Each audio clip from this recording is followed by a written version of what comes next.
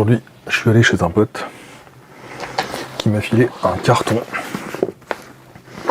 plein de trucs. Et je me suis dit que j'allais vous les montrer un par un. Donc, déjà, premier sac qu'il m'a donné. De toute façon, soit je prenais, soit ça partait à la déchetterie. Donc, qu'est-ce que c'est que ça? Eh ben, c'est des processeurs. Alors, ils sont en plus ou moins bon état. On m'a prévenu qu'ils n'étaient pas forcément tous fonctionnels. Et là, il y a déjà un... Je sais pas trop si c'est un pin qui est parti ou si c'est... quelques pins tordus sur celui-là. Ça m'a l'air correct. J'ai l'impression qu'ils sont tous là. C'est assez dur à voir.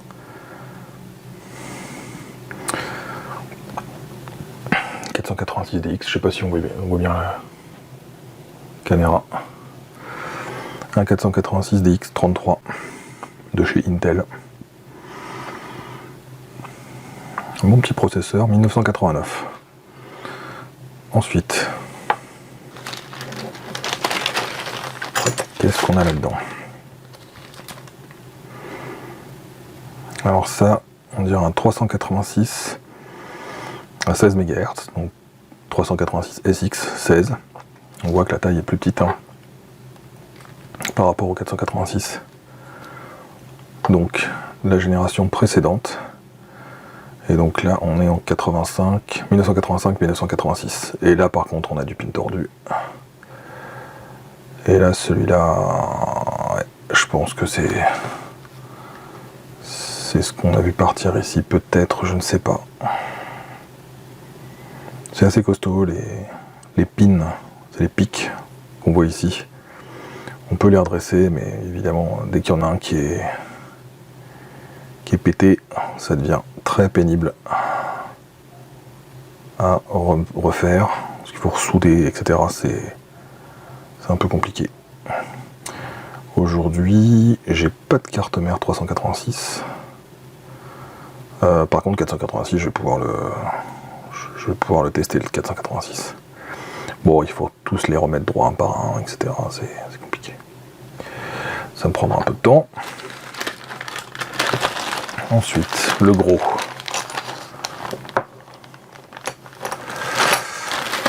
Ah, super. Alors, c'est marqué dessus. C'est comme le port salut. Intel Pentium. Pas sûr que ce soit un MMX. Donc ça, 92-93. Même pas. SX 958 peut-être.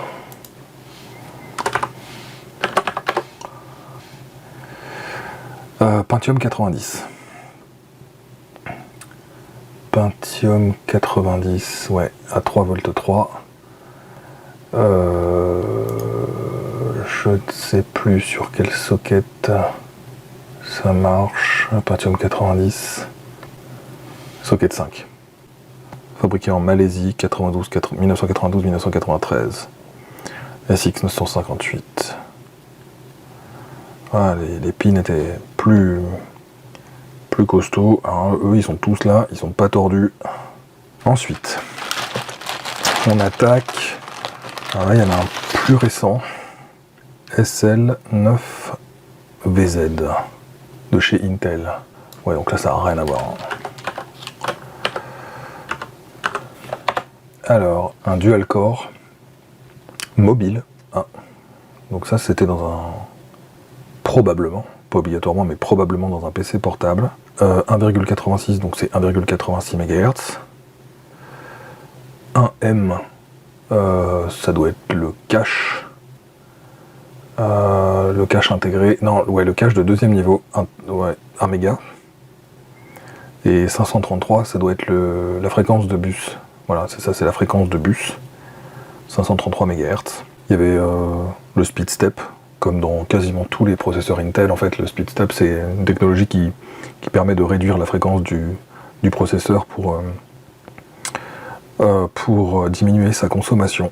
Donc là, c'est pareil, les pins, ils ont l'air de tous être là. Il y en a un qui est tordu, je le vois tout de suite. Pour regarder, pour voir s'ils sont tordus, Il faut pas les regarder comme ça, ou si on le regarde comme ça et qu'ils sont tordus, c'est mauvais, c'est mauvais. Il faut le regarder dans ce sens-là, là, et on voit si, dès qu'il y a un pin tordu, on le voit. Et on peut les redresser doucement, gentiment, avec un petit tournevis. Mais bon, celui-là, il y a peu de chances que... Il y a peu de chances que je le remette dans une machine, parce que... faut retrouver un portable d'époque, et à l'époque, ils n'étaient pas faits pour être démontés et remontés. Donc là, on a... Oula, alors là... Tout de suite, avec le nombre de pins, on voit que c'est beaucoup plus vieux. En plus, ils sont tordus. Mais ça, c'est une technologie qui est beaucoup plus vieille. Donc là, on peut s'attendre à du 386, je pense. Vu le gabarit. Alors ça, c'est un 386, donc peut-être que c'est un 286. On va regarder ce qu'il y a marqué dessus. Intel. Ah bah non, c'est un 387 16. Donc A80 387. Moi, je pense à un copro, mais... Ouais, c'est ça, c'est un copro. C'est le coprocesseur du 386. Donc en fait, le 386 de base, c'était un SX, c'était le processeur principal, et on pouvait lui adjoindre un coprocesseur, ce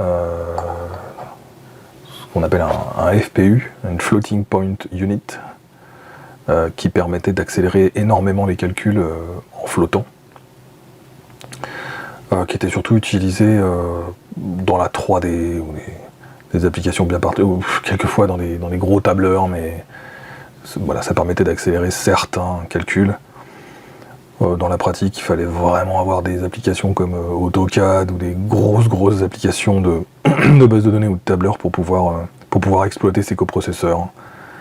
Le 386, on voit d'ailleurs que la couverture de la céramique, elle se barre un peu. Mais enfin bon, c'est épais quand même.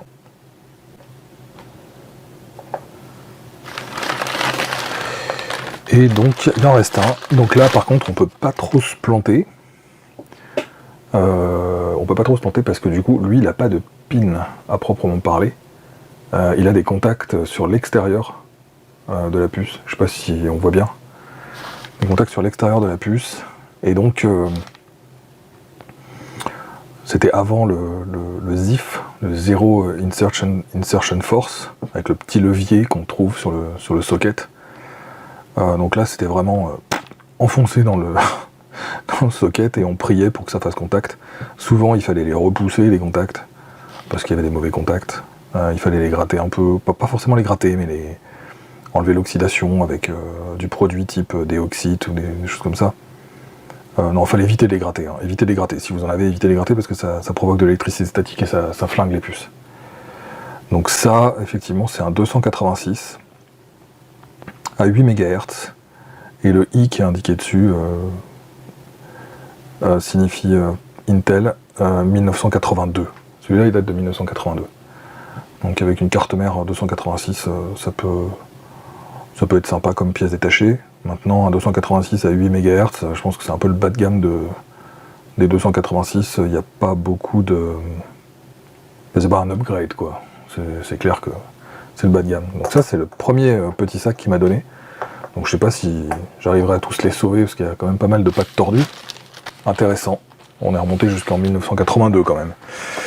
Donc ensuite, qu'est-ce qu'on a? Alors, ensuite... Alors, c'est vraiment des dons, hein. Je pipote pas, c'est vraiment un pote qui m'a donné tout ce qu'il y a dans ce carton. Là, j'ai mis dans un sac à dos pour que ce soit plus pratique, mais... Et donc ça, bah, disque dur. On voit tout de suite que c'est un disque dur récent parce qu'il est en SATA. Qu'est-ce qu'il y a marqué dessus? Donc ça, c'est sympa de sa part parce que Seagate Barracuda 7200, donc 7200, c'est 7200 tours minute. Les disques durs bas de gamme tournent à 5400 tours minute. Ensuite, le plus haut de gamme, 7200 tours minute. Et souvent sur des disques très performants, souvent équipés, enfin à l'époque de bus SCSI, je sais pas ce qui se fait aujourd'hui, mais on montait à 10 000 tours minute, voire 15 000 tours minute pour les disques de serveur, au détriment du volume sonore qui devenait absolument insupportable. Et donc 7200.12, le 12 pourrait indiquer 12 mégas de cache qui accélère en fait les, les temps d'accès. 500 Go. Donc bon, aujourd'hui, à l'heure où, à la date à laquelle je tourne cette vidéo, 500 Go c'est un peu ridicule, mais il a l'air en bon état. Et on peut le tester. Alors pour le tester rapidement sans s'embêter, on peut utiliser ce petit appareil là. Ça permet juste de brancher le disque dur en USB. Je suis pas sûr que ça fonctionne sur un 3 pouces et demi, je l'ai jamais fait, mais je pense que oui. Et par l'intermédiaire du port USB, on va regarder ce qui se passe. Donc vous le verrez pas, ça sera sur mon écran, mais au moins je pourrais vérifier qu'il est plein ou qu'il est vide. Lui m'a assuré qu'il était vide, mais bon. Je pense que c'est un adaptateur USB qui marchera avec un SSD ou un disque 2 pouces et demi, mais il aura probablement pas la patate pour démarrer un disque dur 3 pouces et demi comme ça. Non, je pense qu'il va pas y arriver. Donc, à tester mais plus tard, et pas avec cet adaptateur. Donc très sympa, ce disque dur. Hop. Je vais tout entreposer là, j'espère que ça va pas parasiter la vue. Alors, hop, on va continuer. Alors, qu'est-ce que c'est que ça? Ça ressemble un petit peu à une disquette 3 pouces et demi.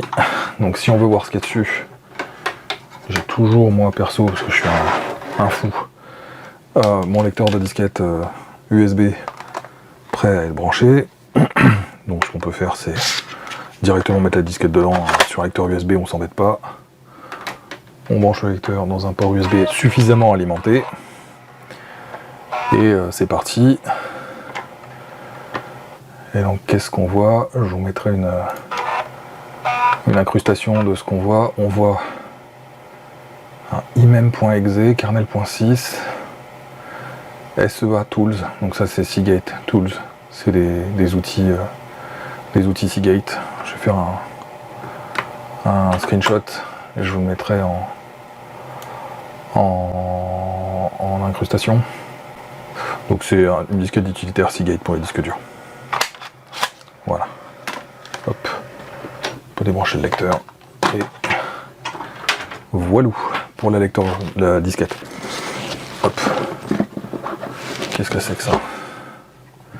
Ah oui, il m'a filé ça. Alors moi je connais très mal ce genre d'appareil. Il en avait deux, il ne se servait pas de celui-là.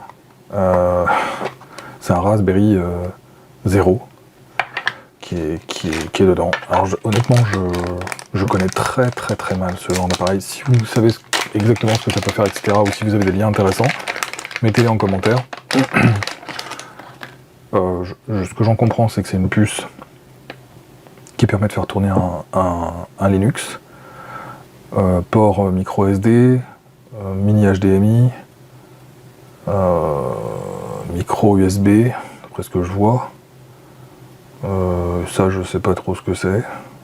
C'est pour une nappe, mais ça doit se retirer comme ça, j'imagine.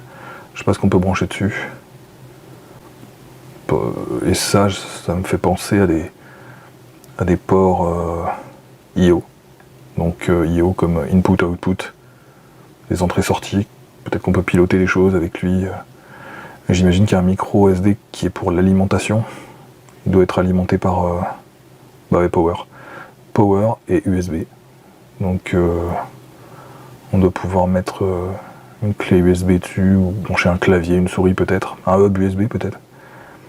Et ça c'est l'alimentation, donc je sais pas ce qu'il faut comme ampérage non plus, donc là j'avoue que je sais rien du tout.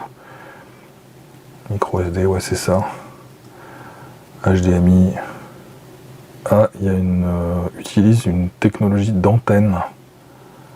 Donc a priori il serait Wi-Fi ou Bluetooth en tout cas, sinon il n'y a pas besoin d'antenne. Une bobine, des résistances, condensateur, un chip. Bon, ça fait le minimum je pense, mais je sais pas exactement ce qu'on peut faire avec. Ça j'avoue que j'ai loupé le coche du Raspberry Pi. Je voyais pas tellement l'intérêt du truc. Bon, alors, évidemment, je vais pas arriver à le remettre dans son sac.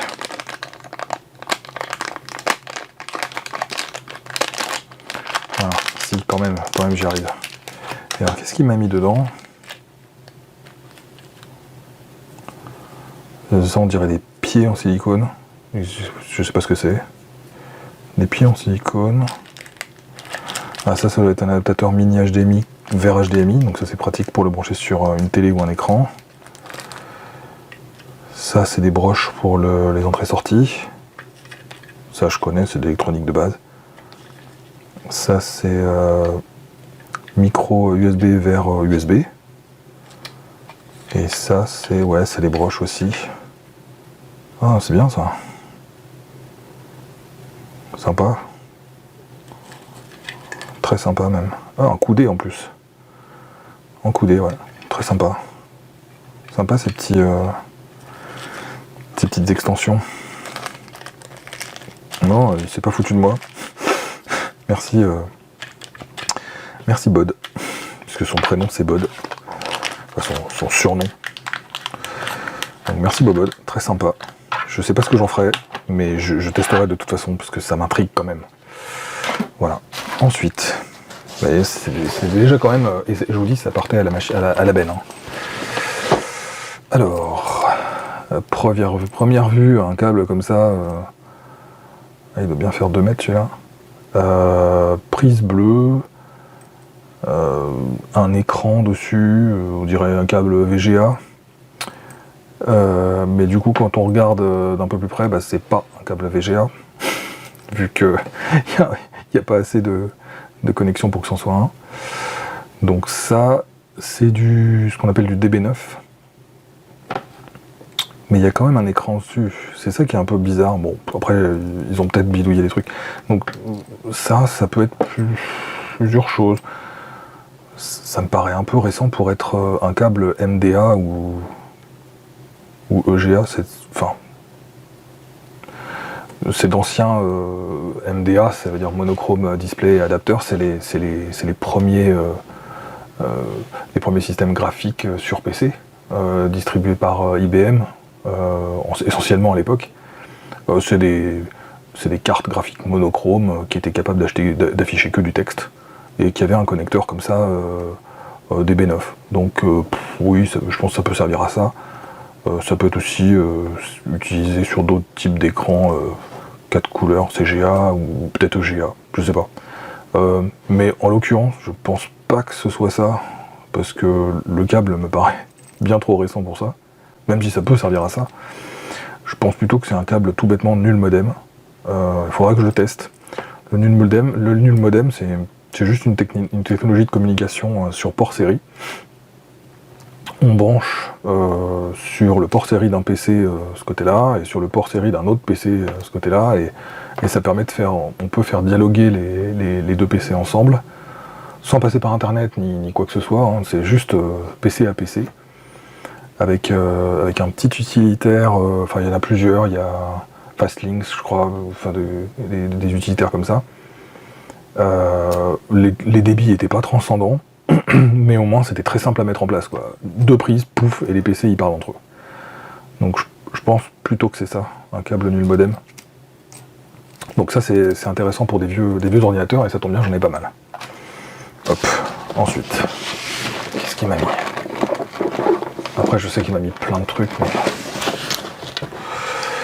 Alors, bon bah ça c'est du Apple, hein. On dirait une télécommande d'iPod, je pense. Je suis pas du tout un expert à Apple, mais ça ressemble à ça. Hein. Ouais, c'est une télécommande d'un Apple. Et ça, c'est un câble réseau, hein, RJ45. Donc on le voit, les languettes sont pas cassées, donc ça c'est plutôt cool, parce que quand les languettes sont cassées, c'est très chiant, ça sort de la prise, et voilà. À vue de nez, il est quand même assez ancien. Je sais pas quel est son débit 4 paires. Ah non, c'est là, catégorie 5E. Alors, c'est ça. Alors, catégorie 5E, il répond à des normes plus élevées de transmission que catégorie 5, ça on s'en serait douté.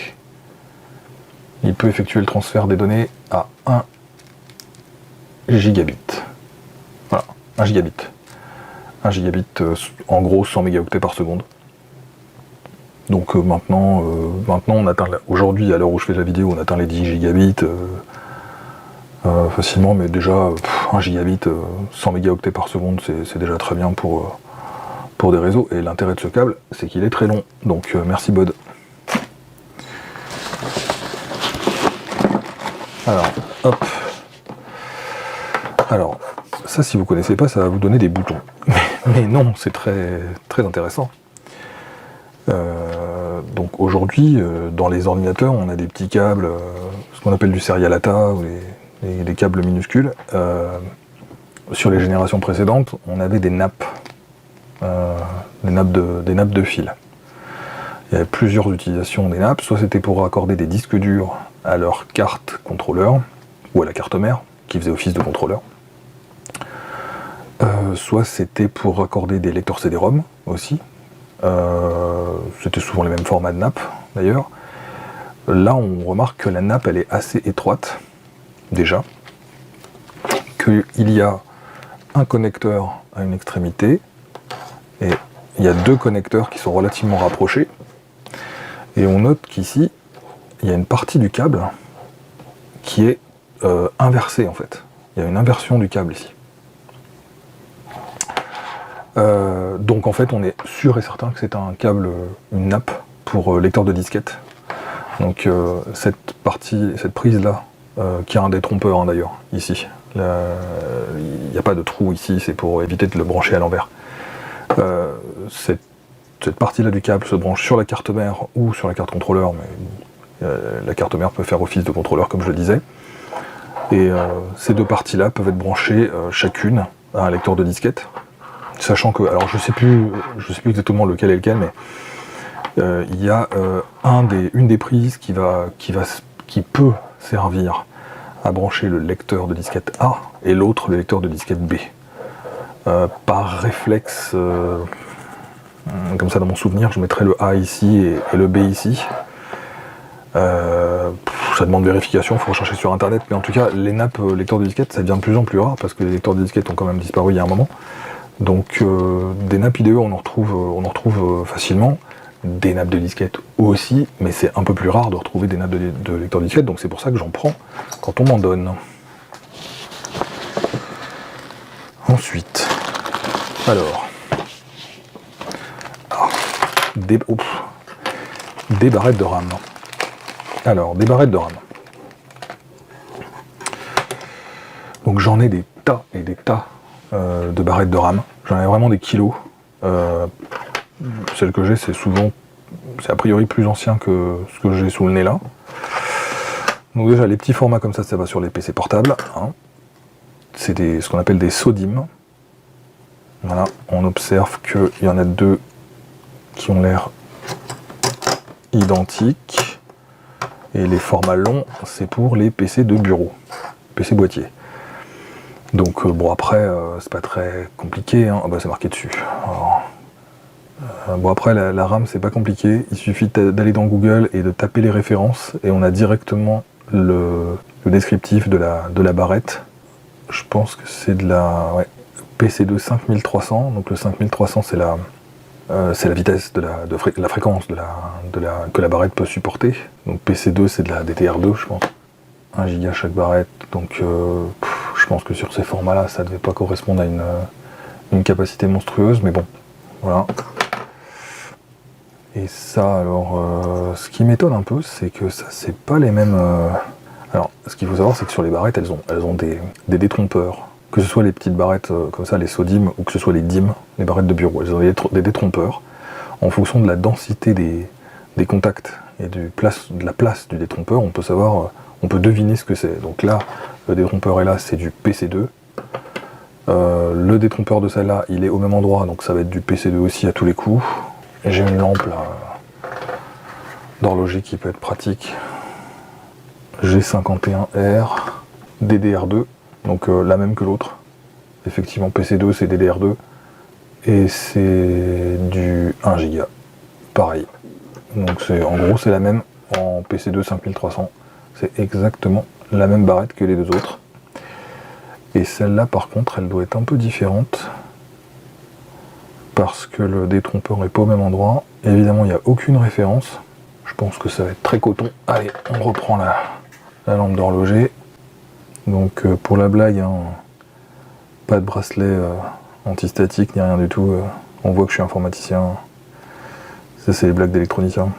Ah bah si, il y a une ref là.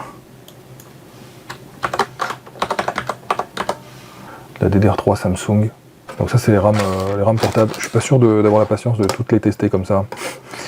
Bon bah ça, c'est relativement facile. C'est marqué dessus. 128 Go PC 133. Donc ça, c'est de la SDRAM. C'est de la SDRAM. C'était avant la DDR. Alors, il y a aussi eu de la RDRAM, mais ça a été tellement un flop qu'on va pas en parler. SDRAM et puis après DDR. Donc PC 133, c'est la fréquence maximum sur SDRAM officielle en tout cas que pouvaient supporter les barrettes. Et donc là, 128 mégaoctets de SDRAM, franchement, c'est un grand classique. Hein. C'est l'ultra classique de la SDRAM. Je crois que les plus petites, elles devaient faire 32, et les plus grosses, 256 ou 512, j'ai un doute. Mais ça allait pas au-delà. Voilà, donc ça c'est un grand classique, c'est toujours pratique. Ça va typiquement sur un SDRAM, ça va typiquement sur les Pentium, type Pentium MMX. Ouais, c'est ça, Pentium MMX, K6 233 et compagnie. C'est vraiment, ça passe partout quoi. C'est relativement fiable. Ça aussi c'est de la SD, on voit que les détrompeurs sont exactement au même endroit. SDRAM, des chips SEC, KMM. Donc ce que je fais d'habitude, c'est que je les teste, enfin je les référence déjà, je trouve ce que c'est. J'ai une étiqueteuse d'IMO qui me permet d'imprimer une étiquette, je mets les caractéristiques de la barrette et après je les teste, je fais des campagnes de test pour tester mes barrettes de RAM. Bon après, des trucs comme la SDRAM 133, j'en ai des pelletés, donc ouais, donc j'évite d'en avoir 12 000 exemplaires aussi, c'est pas vraiment le but, ça sert à rien, mais ça peut toujours dépanner moi ou des amis. Hein. Ce serait une barrette de 64, voilà, SDRAM 64, PC 66. Donc là, franchement, celle-là, c'est une des premières sorties en fait. PC 66, c'est vraiment à l'époque, les bus en fait, 66 MHz, c'était le minimum, on va dire, pour ces barrettes-là. Ça, c'était les premières barrettes de SDRAM. Bah ça, identique, hein, 128 mégas PC 133. Celle-là, c'est pareil, hein, SDRAM 133. Donc PC 133 aussi, 133 MHz donc. Double face celle-là. Il y a des simples faces et des doubles faces. Alors, concrètement, on pourrait se dire que ça n'a pas d'impact, mais selon mon expérience, ça peut en avoir. Il y a des chipsets qui sont vraiment très pénibles avec le nombre, enfin avec les différentes faces. J'allais dire faut faire attention à ça. Non, on peut pas. Quand on a une barrette, on la teste, on regarde si ça marche et puis voilà. Mais à l'époque, je sais qu'il y avait des chipsets très pénibles avec les doubles faces, notamment. Donc 256 MB celle-là. Bon, on va commencer par celle-là. Celle-là, c'est les mêmes détrompeurs. Pas de référence. Donc quand on n'a pas de référence, on peut taper sur Google toujours la référence d'un des chips. Donc HY57. Donc chaque chip fait 8 mégas. Il faut x64, si je sais encore compter. Donc ça, c'est une barrette de SDRAM. Même détrompeur, même densité de contact. Super classique. Et alors celle-là, par contre, on voit pas le même détrompeur. Donc déjà, c'est pas de la SDRAM. Et donc effectivement, c'est la génération d'après. On n'est pas sur de la DDR2 comme on a vu tout à l'heure. On est sur de la DDR normale. De la DDR génération ultérieure, donc un peu plus de capacité. Celle-là fait 512 MB. Et c'est du PC 7200. Donc PC 7200, ça donne une indication sur la fréquence que peut supporter la barrette. Voilà pour les barrettes. Bah merci Bobol. Hein. Je pense que il y a beaucoup de barrettes là que j'avais pas. Enfin les SDRAM évidemment, j'avais tout ce qu'il fallait parce qu'en Pentium je suis super équipé. Mais toute la génération d'après, la DDR, DDR2, j'avoue que bon, c'est pas trop ma spécialité habituelle. Je suis plus dans les barrettes 8 bits, moi. Allez, hop. Les vieilles barrettes. Alors, qu'est-ce que j'ai là? Bon, bah ça, c'est du câble USB d'alimentation Apple. J'imagine que ça va avec ça. Et que ça doit aller avec ça. Avec ça. Là, je vous dis, il m'a donné plein de trucs. Hein. Et avec ça... Ah bah, il marche, lui. Sympa. Bon, moi, je connais pas, donc... Un iPod. Ouais, c'est les iPods. Ouais, non, alors, iPod et iPhone. Ouais, iPhone. iPhone. Bon, je sais pas si on a... Je sais pas s'il y a autre chose là-dedans, mais...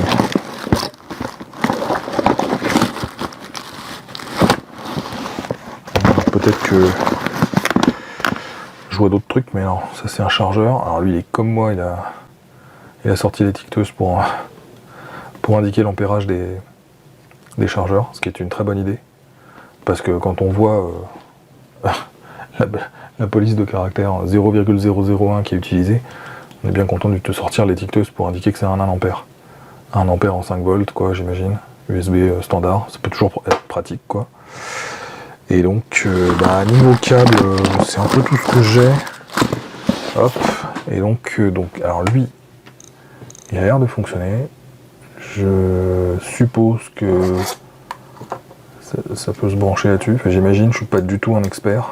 Ouais, ça se branche là-dessus. Et alors, si je fais play, qu'est-ce qui se passe? Bah rien du tout. Il n'a pas marché, hein, mon histoire de télécommande. Bon, ça marche pas. Pourtant, je l'ai branché à l'endroit. Alors, ça peut-être pas avec celui-là. Hein. Il n'y en avait pas un autre là? Il y en avait bien un autre? Non? Je sais pas, je suis pas sûr. Donc lui, en tout cas, bah, il marche. Musique. Ah, il y a déjà un faux contact sur le... Je sais pas comment ça marche en fait. Ah, il n'y a pas de musique. Ah, il est vide. En tout cas, il a l'air en bon état. Il y a une espèce de cover là, qui a dû faire le job pour le protéger. Il y a un jack, donc déjà c'est sympa s'il y a un jack pour brancher un casque ou une sortie audio standard. Par contre, je vois pas tellement comment on l'éteint. Ça doit être un... Oui, il s'éteint tout seul. Il doit s'éteindre tout seul. 3 Go 5 de libre. 3 Go 5, oui, c'est pas si mal comme pour des MP3. Modèle MA978LL. iPod Nano 4 Go de 3e génération. Et ben voilà. Ça a l'air bien, hein. Ça a l'air bien collé ça. Bah merci Bod, il est cool. Il est très cool. Donc ça j'imagine que c'est un câble de charge. Et donc ça doit être un gros machin ça. Hein. Ça c'est costaud. C'est à se demander ce qu'il y a. D'ailleurs c'est même pas à se demander ce qu'il y a à l'intérieur. Je suis à peu près certain qu'il y a un disque dur à l'intérieur. Et donc on va regarder si j'arrive à le charger. J'imagine que les câbles sont en standard. On va espérer que ça le soit. Tac. On va le brancher là. Et on va attendre de voir ce qui se passe. Donc on voit que les... Ah, déjà il s'allume direct. Ah, bon alors, déjà, bruit de disque dur. Rebruit de disque dur. Comment on l'éteint? Parce que c'est horrible qu'il se... On peut pas l'éteindre. Parce que là il va me faire ça, il va claquer en fait. Ah, faut qu'il arrête là.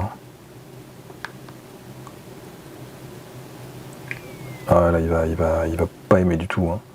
Please wait, very low battery. Ah bah ça me rassure, hein. Je préfère qu'il m'affiche ça. Là c'est aussi quelque chose qu'on voit, c'est que l'écran est quand même bien tapé là. Bien abîmé. Généralement ce que je fais pour ça, il y a aussi un sticker, donc Bobod, le roi des stickers. Ce que je fais pour ça, c'est que j'utilise ça en fait. Ça c'est un polish pour écran. Moi j'utilise ça sur plutôt les consoles PSP, des choses comme ça, quand l'écran il est comme ça, il est dégueulasse. Et ça peut rattraper pas mal. Donc pendant qu'il charge, on peut tenter le coup. Je suis pas sûr qu'il m'en reste beaucoup, mais je pense que si on prend du dentifrice, ça fait la même chose. C'est un léger abrasif qui permet de polir les écrans. Surtout ne pas utiliser de Dremel. Donc c'est ça, j'ai fait la connerie une fois, je ne le referai plus. Par contre, quand on fait ça, il faut quand même assez... Il faut appuyer hein, quand même. Faut pas juste caresser. Hein. Il faut appuyer. Là, je le fais en live. Hein. J'ai pas du tout d'idée du résultat que je veux obtenir. Sachant que quand on fait ça, ça bouche les rayures hein, au début. Donc de toute façon, le résultat va être positif. Par contre, il faut vraiment frotter pour avoir vraiment les rayures de manière définitive. Hein. Et là, j'ai pas enlevé le sticker. Il faudra que j'enlève le sticker et tout ça. Peut-être qu'en chauffant, on peut revoir le sticker relativement facilement. Hop, voilà. Alors, comment ça... Ouais, bon, ça n'a pas fait grand-chose. Il faudrait que je le refasse plus violemment, peut-être. Please wait, very low battery. Alors après, la batterie, elle peut être morte. Hein. C'est... Bon, je vais le laisser charger, et puis voilà. Et alors ça, c'est un iPhone, ça. Il est propre. Il est gros, comme les premiers Galaxy S. Il a un jack. J'ai peu d'espoir sur la batterie. Effectivement. Donc là aussi, c'est un truc qui va charger. Je vais le mettre à charger. Alors lui, je vais le mettre sur le transfo 1 ampère. En attendant, on va regarder les autres choses qu'il m'a laissées. Oh, une manette et 2 manettes. Donc ça, bon bah là on n'est pas du tout dans l'époque de la manette sans fil, hein.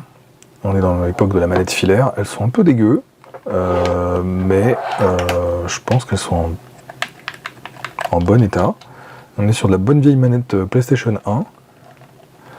Alors, ce qui est assez étonnant, c'est que c'est écrit Sony PS1. Ah, alors, la PlayStation, c'était la première console de Sony qui a vraiment eu énormément de succès dans les années 96, 97, je sais plus exactement quand elle est sortie, mais je pense que c'est en 87 ou 97. Et donc, ils ont fait une deuxième version, plus petite, qui s'appelait la PS1.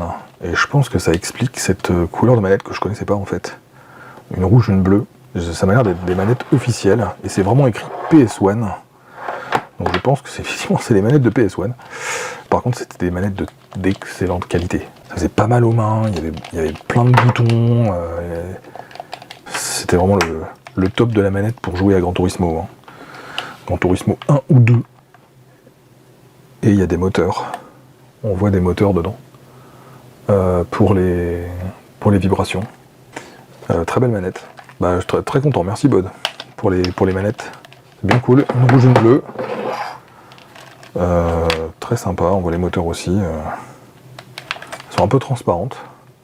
Ouais, non, elles sont propres. Hein. Enfin, elles sont propres. Non, elles sont pas propres, faut les nettoyer, mais c'est de la bonne qualité. C'est du Sony. Sony d'origine. Donc, en gros, c'est incroyable. Je les avais pas. Donc, merci Bod. Et alors, qu'est-ce qui reste dans le sac? Je pense qu'on arrive à la fin. Il reste ça. Et ça. Bon, bah, c'est terminé après. C'est terminé. Donc, ça. Alors, USB d'un côté. Et ça, c'est ce qu'on appelle du PS2. Le PS2, c'était un ancien port qui a été inauguré, créé par IBM sur l'ordinateur PS2. Mais donc c'était un port qui servait à faire transiter des données type clavier ou souris. Voilà. Les les souris, on avait des souris qui étaient en port série, puis en port PS2. Enfin, avant, il y avait d'autres types de ports. Hein. Il y avait d'autres types de ports aussi, mais je vais pas là-dedans. Ça, c'est un adaptateur qui permet de brancher une souris USB sur un port PS2. Ça, typiquement, on voyait ça dans les années 98-2000. Voilà. Entre 98 et 2000, on voyait ce type d'adaptateur. Et je crois qu'il y a un code couleur pour les souris et un code couleur pour les claviers. Violet pour le clavier et vert pour la souris, c'est ça. Donc ça, c'est vraiment un adaptateur pour la souris. Adaptateur PS2 USB, donc. Et ça, c'est un adaptateur VGA. Donc là, on voit les différentes broches du port VGA. Donc c'est une prise vidéo, hein, VGA. Et ça, c'est pas du HDMI, c'est du DVI. Donc c'est le premier format qui permettait d'alimenter des écrans avec des signaux numériques. Sachant que, il me semble, il faudrait que je fasse des recherches, etc., mais il me semble que les pins qui sont ici envoyaient quand même une info analogique à l'écran. Et il me semble que voilà, il y a les deux types de signaux, numériques et analogiques, sur ce type de prise. À confirmer, mais dans mes souvenirs, je pense que c'est ça. Donc ça, c'est juste un adaptateur qui permet de passer d'une norme à une autre, sachant que seuls les signaux analogiques, je pense, seront utilisés ici. Je ne sais pas exactement ce qu'il y a dedans. Mais bon, ça peut rendre service, hein, c'est sûr. Revenons aux iPods. Alors lui, maintenant, il m'indique charging. Maintenant, comment il démarre, comment on l'éteint, je sais pas. Ah, bah voilà, comme ça. Hop. Bah l'écran fonctionne. Et il est en train de charger et j'ai aucune idée de comment on l'allume. Ça doit être ça. Comment il s'allume lui? C'est génial Apple. Hein. Ah bah voilà. Je râle mais finalement j'y arrive. Donc podcast. Ah bah là il y a tous les. Je vais pas aller dans le détail, hein, c'est pas le sujet. Si je vais dans settings, about. Ah bah il y a des chansons. Donc modèle PA147LL. Donc j'imagine que tous les iPods finissent par LL. Enfin, en tout cas c'est PA147LL. C'est un iPod vidéo. iPod vidéo 60 Go. Donc bel écran. 60 Go, franchement c'est pas mal pour mettre sa bibliothèque de MP3, je pense que 60 Go ça peut être sympa. Maintenant, bon, je connais pas le détail du truc, si vous connaissez, si vous avez des détails, n'hésitez pas à me le dire en commentaire. Je sais pas exactement ce qu'on peut faire avec ce truc. Main shuffle off, ça c'est pour... Ouais, il y a du setting là, hein. Ça rigole pas, hein. Clicker, ah ouais, ça c'est le clic quand on... Hop, je sais pas si... Bon, après j'ai pas envie d'aller farfouiller, c'est pas l'objectif. Je sais toujours pas comment il s'éteint. Peut-être en appuyant sur menu. Ou juste en le laissant, ce qui est pas du tout optimisé quoi. Ah bah voilà, c'est play. Désolé, je suis novice sur les iPod vidéo donc. Là, il marche très bien. Donc lui il marche très bien aussi. On va revenir au téléphone. Savoir est-ce qu'il a chargé. Peut-être vous le montrer quoi. Après je pense qu'il va charger. Je vais le laisser toute la nuit. Ah j'ai du mal avec leur câble. Il m'affiche une pomme. C'est déjà un bon début. C'est mieux que rien. Après comment ça marche, est-ce que c'est long à booter, je sais pas. Si ça se trouve il est bloqué. Je sais pas si ça s'ouvre comme un Galaxy S juste en tirant le capot, je vais pas tout péter. Après je peux regarder ce que c'est parce que je sais pas exactement ce que c'est ce modèle. Hop, la loupe d'horloger, meilleur accessoire du monde. Modèle A1241. Apple iPhone 3G. 8 Go. Donc c'est un 3G 8 Go. Et je pense que... Ah bah voilà. Il est allumé. Pas de SIM. 1% de batterie. Lui il me dit 10% là et 1% là. Encore un truc fiable. Pas de SIM. Ben il a l'air de marcher quand même quoi, le truc. Après, il marche bien. Bon, l'écran est pas... Par rapport à aujourd'hui, ce qu'on trouve aujourd'hui, c'est pas fou quoi. Merci encore à Bod. J'espère que vous avez apprécié cette vidéo. Je me suis pas pressé. Le rythme est cool, tranquille. Vous me direz si c'est trop lent, pas assez lent, si j'en dis trop, si j'en dis pas assez. Et puis, y a mon père qui va me filer un carton bientôt rempli de trucs. Donc si ça vous branche, je referai une vidéo comme ça. Voilà. Salut à tous.